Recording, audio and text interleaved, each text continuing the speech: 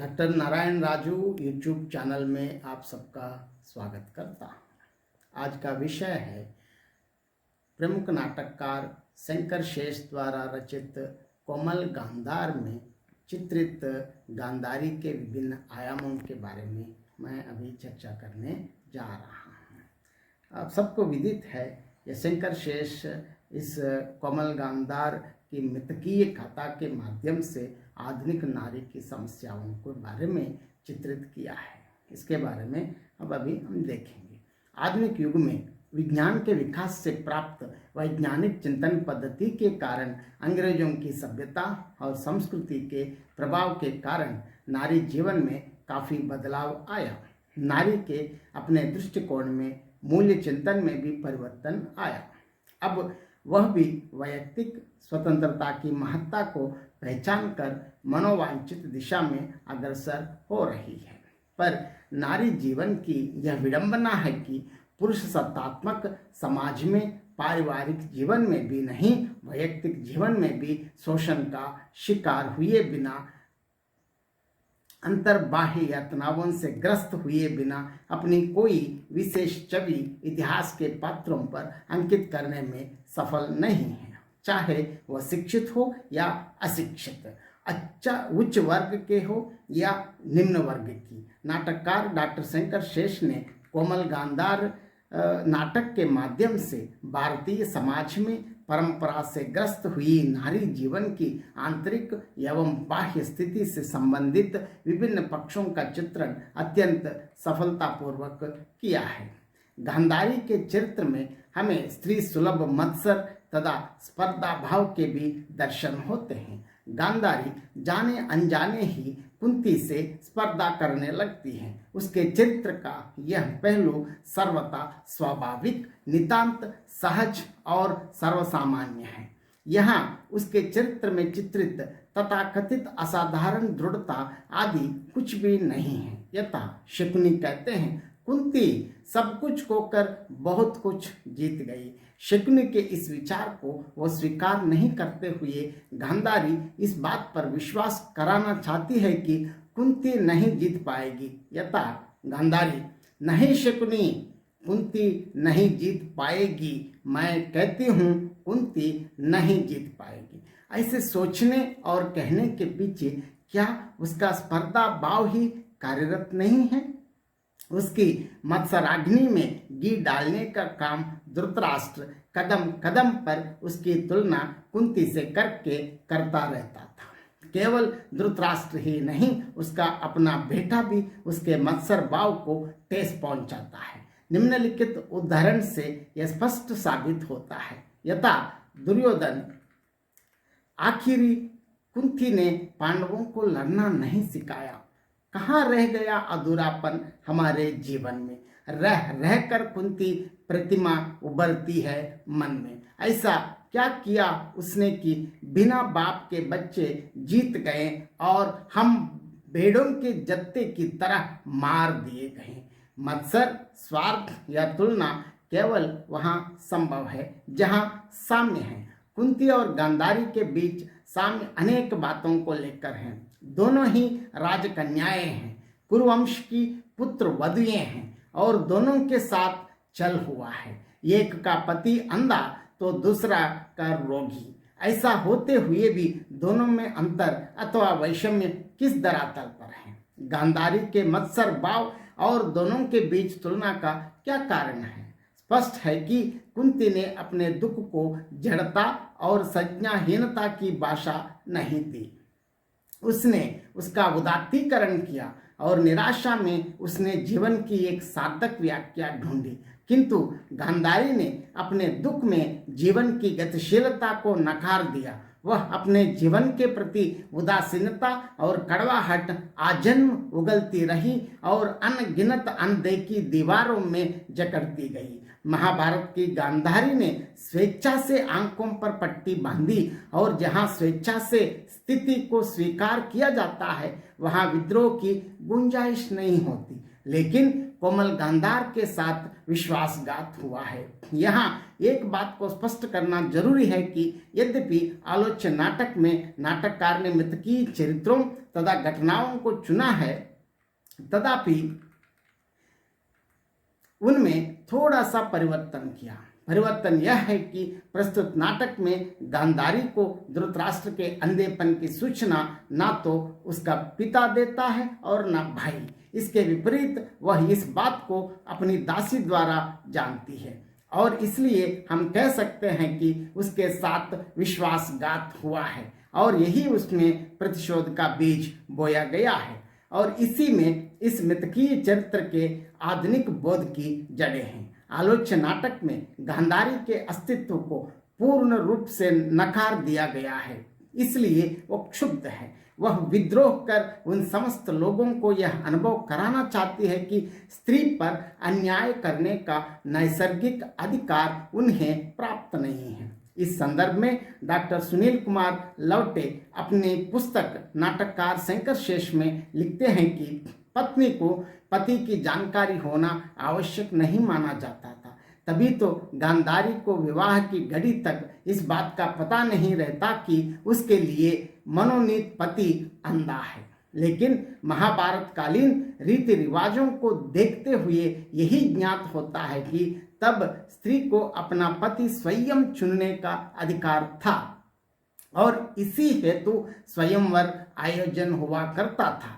तभी तो गांधारी पूछती है कि गांधारी, स्वयंवर के मामले में मुझे ही अपवाद बनने की क्या जरूरत पड़ गई है संजय?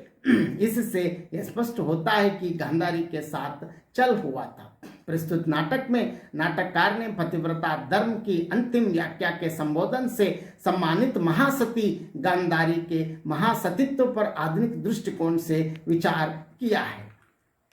गांधारी को महासती घोषित करने में भी सत्ताधारी राजनीतिज्ञों का एक छाल थी, अन्यथा वह पत्नी महासती कैसे हुई जो अपने पति के अधूरेपन को पूर्ण करने के बजाय शून्य में मिलाए। गांधारी के पट्टी बांधने से धृतराष्ट्र के साथ भी यही हुआ। उसके फैलाव और प्रगति के सभी रास्ते बंद हो गए और गांधारी का महासतित्व केवल एक जल कुंड का पानी बनकर रह गया, जिस पर समय के साथ साथ अहम और दंभ जम गई और अंत में वह निरुपयोगी सिद्ध हुआ। कट सत्य तो यह है कि उसकी कथा, पतिव्रता धर्म और महासतित्व सब कुछ खोखला है। अगर गांधारी सचमुच ही दृढ़, असाधारण और महासती होती है तो क्या द्रौपदी वस्त्रापहरण रोक ना पाती? आंखों पर पट्टी बांधकर ही तो वह महासती बनी थी। क्या एक बार फिर बड़ी सभा में पट्टी खोलकर महासतित्व की शक्ति का प्रयोग नहीं कर सकती थी? क्या ऐसे समय पर भी नहीं जब उसी के समान एक असहाय स्त्री पर अत्याचार हो रहा था? वास्तव में महासतित्व से वह स्वयं शंकित हैं, क्योंकि महासतित्व उसकी स्वार्जित शक्ति नहीं अपितु सत्ताधारियों द्वारा लादा गया बोझ है, जिसके तले एक स्त्री की हैसियत से उसका अस्तित्व पूर्णतः मिट गया है। इस प्रकार उसका महासतित्व उसका जीवन संघर्ष से पलायन का द्योतक बनकर रह जाता है। आधुनिक नारी के विचारों में स्वातंत्र्य भावना के प्रति वे परंपरागत स्त्री पुरुष संबंधों को भी प्रभावित किया है। परंपरा से ही स्त्रियों के प्रति किए गए अत्याचारों के विरुद्ध आधुनिक नारी के हृदय में विद्रोह भाव अंकुरित हुए हैं। आधुनिक ऐतिहासिक और पौराणिक नाटकों में भी युग की प्रवृत्ति को यथासंभव समर्थन देने का प्रयत्न किया है। नाटककार ने कोमल गांधार के माध्यम से गांधारी के जीवन को शोकांतिका के रूप में प्रस्तुत कर यह बताने का प्रयास किया है कि आड़ में पाप करना ही हमारी नीति हो गई है। इस नीति को हम महाभारत काल से ही देख रहे हैं। गांधारी स्त्री, इसीलिए उस पर अन्याय करने का उसके पिता भीष्म और यहाँ तक कि उसका भावी पति धृतराष्ट्र को क्या अधिकार है? उसकी सहमति का कोई अर्थ नहीं है क्या? क्यों नकार दिया गया उसके अस्तित्व को पूरी तरह? सब लोगों ने एक योजना बनकर उस पर अन्याय नहीं किया क्या? स्त्री के स्वाभिमान का कोई अर्थ नहीं रखता क्या अपने परिवार में? इस प्रकार के अनेक प्रश्न उपस्थित कर डॉक्टर शंकर शेष ने कोमल गांधार लिखकर दोबारा इसे अपनाया था। नारी शब्द से अभिप्राय वस्तुतः न प्लस अरि से था, अर्थात जिसका कोई शत्रु नहीं वह नारी है। लेकिन अजात शत्रु नारी को शोषित करने की परंपरा ना जाने कब से आ रही है। नारी को पुरुष समाज केवल काली जमीन उत्पादकता की मशीन से ऊपर कभी नहीं स्वीकार किया। गांधारी को इन्हीं बातों से विरोध है। वो नारी पर अन्याय करने की परंपरा को खंडित करना चाहती है। इस संदर्भ में उदाहरण के साथ इस प्रकार लिखा है कि गांधारी, अब क्या ये लोग समझते क्या है, मैं स्त्री हूं, इसीलिए मुझ पर अन्याय करने का इन्हें एक नैसर्गिक अधिकार प्राप्त है। सब एक जात के हैं, मेरा पिता भीष्म और यहाँ तक कि मेरा भावी पति धृतराष्ट्र भी। दासी, पर तुम कर ही क्या सकती हो? गांधारी, मैं इस परंपरा को तोड़ ही सकती हूँ। दासी, इन्हें अनुभव करा सकती हूँ कि स्त्री पर अन्याय करने का नैसर्गिक अधिकार इन्हें प्राप्त नहीं है। जब अपने विरुद्ध की गई दुराभिसंधि का उसे पता चलता है, तभी वह अपना असाधारण दृढ़ता के साथ नारी पर अन्याय करने की सनातन परंपरा को तोड़ते हुए विवाह मंडप में आंखों पर घृणा आक्रोश से उपजी पट्टी चढ़ा लेने की घोषणा करती है। लेकिन दुराभिसंधि से उपजी इस घृणा और तिरस्कार का अर्थ समाज ने ठीक उसके विपरीत लगाया और उसे महासती के पद पर प्रतिष्ठित कर दिया। इसी तरह के अतखंडे अपनाकर भारतीय पुरुष ने आज तक नारी को शोषित करने के लिए कभी उसे महासती का रूप दिया, तो कभी सीता का, कभी आदर्शों की दुहाई दी, तो कभी भारतीय सभ्यता, संस्कृति और संस्कारों की, कभी उसकी उपमा तपती बुनती धरती से दी, तो कभी उसे त्याग और श्रद्धा का रूपक बना दिया।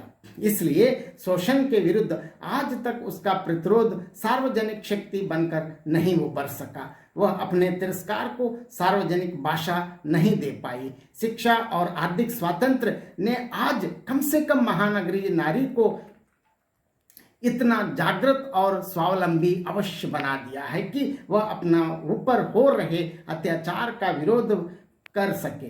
लेकिन परंपरा से पुरुष समाज स्त्री अस्तित्व को छीनकर अपने अधिकार को स्थापित करने का प्रयत्न किया।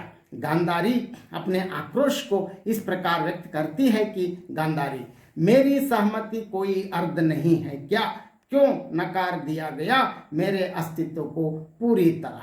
नाटक के प्रारंभ में ही गांधारी संजय से यह पूछना चाहती है कि गांधारी, मुझसे मेरा अधिकार क्यों छीना गया? संजय, उसके अधिकारों के प्रति सजगता का प्रमाण है। अधिकारों के प्रति यह चेतना भाव नाटक के अंत तक विद्यमान है। हमारे अवचेतन में बैठी विवश गांधारी क्षण क्षण हंकारती जरूरी है, लेकिन जुगुप्सित राजनीति के ताजमहली खोखले आवरण का सौंदर्य ओढ़कर हमारे मन आत्म संपूर्ण जीवन से चल करती आई है और मानवता के भविष्य से वह बीभत्स राजनीति उसी प्रकार रहेगी जैसे बिल्ली चूहे से खेलती है। कोमल गांधार ने तो अंततः जीवन का अमृत पी लिया, लेकिन हम निश्चित रूप से गांधारी के पूर्वार्ध जीवन की तरह अभिशप्त हैं। कोटि व्यवस्था का मशीनी टूटा खंडित निरर्धक पुर्जा बनने के लिए, क्योंकि हमारा भाग्य लेख अब भगवान नहीं राजनीतिक समीकरण लिखते हैं। ठीक अंधायुग के संजय की तरह यह निराशावाद नहीं है, बल्कि जीवन का व्यापक सत्य है जो प्रत्येक व्यक्ति के मन में गांधारी की तरह हुंकार रहा है, लेकिन वह उसे स्वीकार करने को तैयार नहीं होता है। स्पष्ट है कि आधुनिक नारी कहीं भी किसी भी क्षण अपने को दुर्बल प्रदर्शित नहीं करती। आज वह हर प्रकार सबल है और इस दृष्टि से कहती है तो पुरुष को भी उसने पीछे छोड़ दिया है।